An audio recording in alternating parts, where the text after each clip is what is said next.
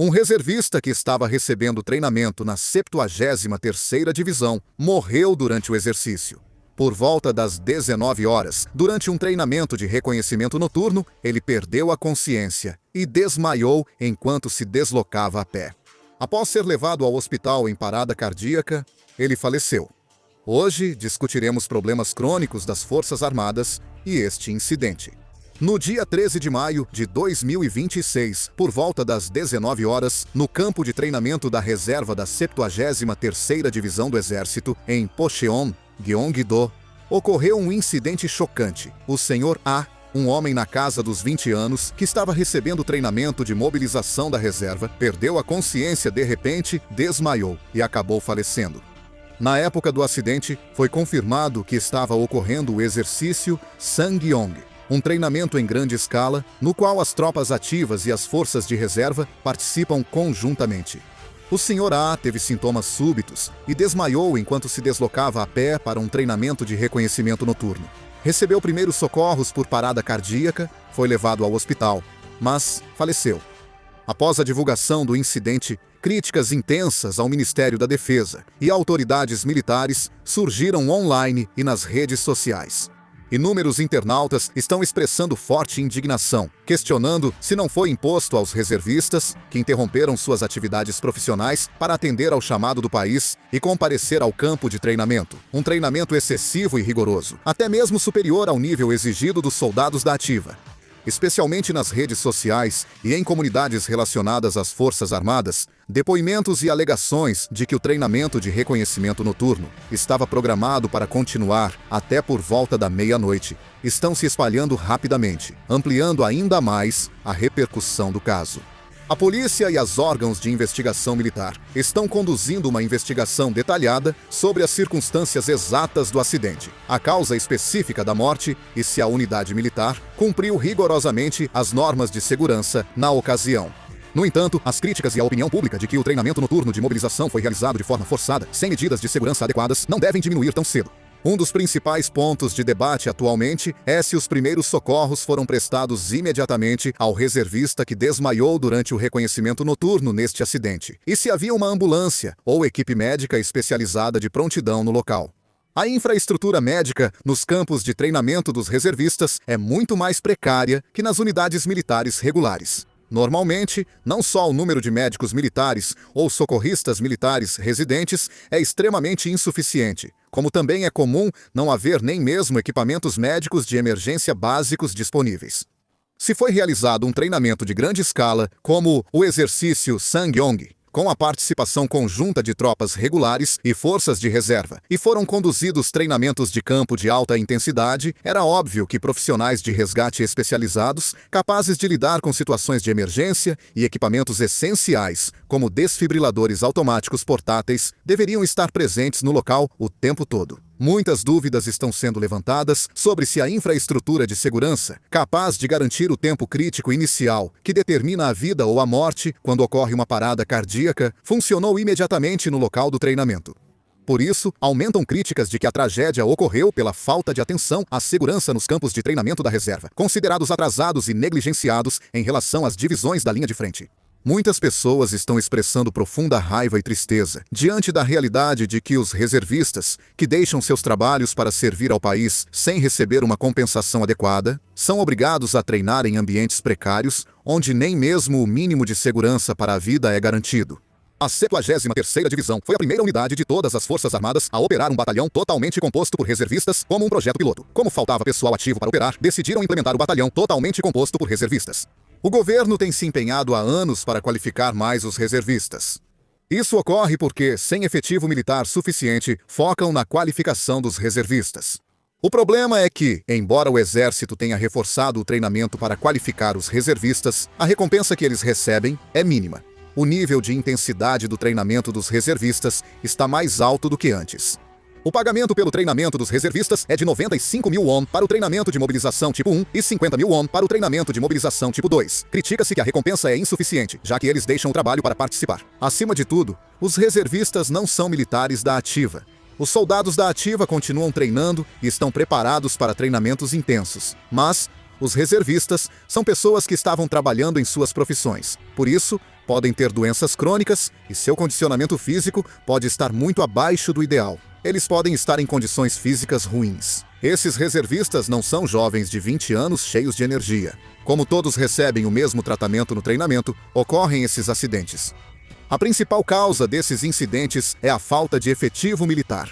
O Ministério da Defesa prevê que, com a escassez populacional nos próximos 15 anos, as Forças Armadas terão apenas 270 mil soldados. O Ministério da Defesa prevê que o número ficará bem abaixo de um quarto dos 1,13 milhão de soldados norte-coreanos, e deve cair mais.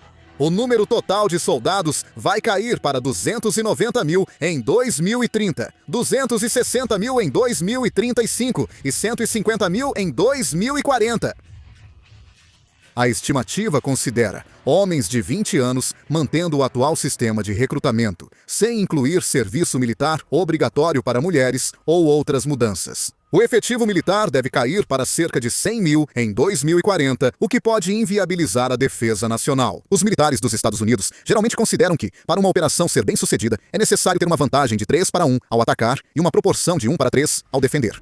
Mas, de acordo com as estimativas, em 2040, o efetivo militar da Coreia do Sul será apenas um quarto do da Coreia do Norte, o que significa que não será possível manter o tamanho mínimo necessário para a defesa.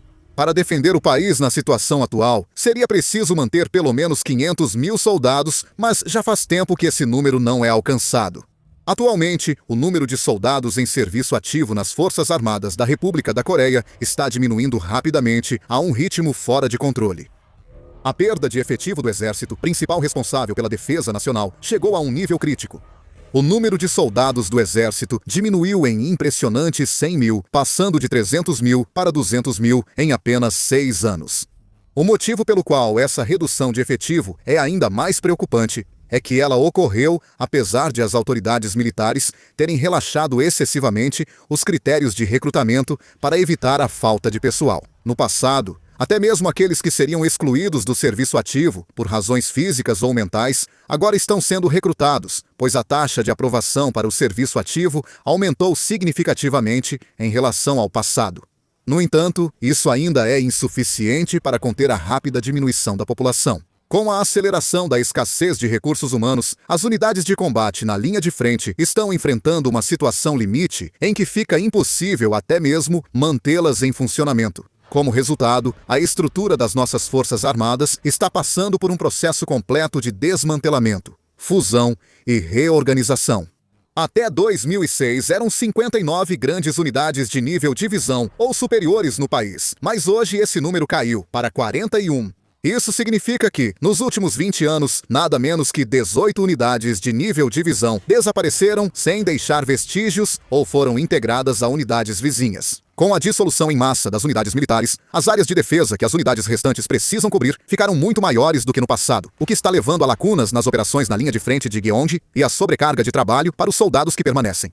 O problema fundamental da escassez de pessoal, que não pode ser resolvido apenas com a melhoria das condições ou a introdução de equipamentos avançados, está abalando a base das Forças Armadas da Coreia do Sul.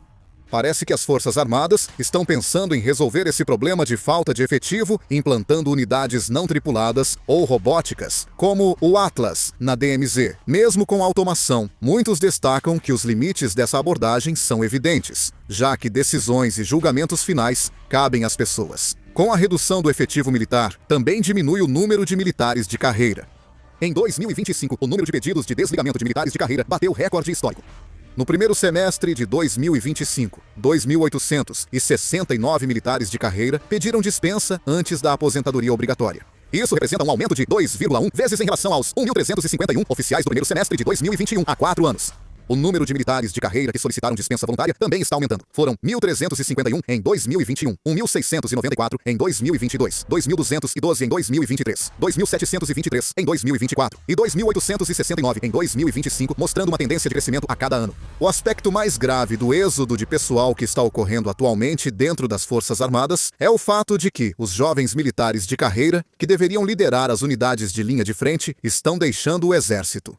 Neste ano, o número de militares que solicitaram dispensa voluntária já chega a 2.869 pessoas. Desses números, cerca de 86%, 2.460 pessoas, são militares graduados, como terceiros sargentos e segundos sargentos, e oficiais subalternos, como segundos tenentes, primeiros tenentes e capitães. A maior parte dos que deixam as Forças Armadas são quadros militares de nível inicial. Eles são o pessoal-chave que atua diretamente com os soldados nas unidades de campo, comandando e administrando as operações práticas. Especialistas em defesa alertam que a saída em massa de quadros militares mais jovens e intermediários já está fazendo ruir a espinha dorsal da organização militar. A principal razão para essa saída em massa dos militares de carreira é, predominantemente, atribuída à queda drástica do prestígio das Forças Armadas e ao profundo descontentamento com as condições oferecidas absurdamente precárias. Nos últimos anos, embora os salários e as condições de serviço dos soldados tenham melhorado significativamente devido ao interesse da sociedade, os salários, benefícios e condições de moradia dos militares de carreira de nível inicial, que assumem responsabilidades na linha de frente, não foram melhorados em nada. Apesar de o tempo de serviço ser muito mais longo do que o dos soldados e as responsabilidades aumentarem, não foi oferecida uma compensação adequada, levando o sentimento de privação relativa entre os militares de carreira ao extremo. Autoridades militares e a Comissão de Defesa da Assembleia Nacional reconheceram a gravidade do problema e buscam aumentar o orçamento para melhorar o tratamento dos militares de carreira de nível inicial e as gratificações de plantão. No entanto, a melhoria real nas condições ainda não avançou e continua parada. Para melhorar as condições precárias nas Forças Armadas, é necessário que tanto os veteranos que já cumpriram o serviço militar, quanto toda a sociedade, mantenham interesse contínuo e levantem suas vozes. No entanto, em parte da nossa sociedade, há uma tendência de comparar o difícil serviço militar do passado que vivenciaram com a situação atual, dizendo que o exército de hoje ficou mais fácil ou até chamando de acampamento, desmerecendo assim os soldados em serviço. O uso imprudente de expressões pejorativas como milico prejudica a honra e o orgulho dos soldados dedicados ao país. Se o respeito social pelos militares acabar, a saída dos quadros militares vai se acelerar e o prestígio das Forças Armadas cairá ainda mais. Se passarmos a respeitar os militares e usar as expressões corretas, ainda que tarde, isso será um ponto de virada para melhorar o ambiente e as condições das Forças Armadas.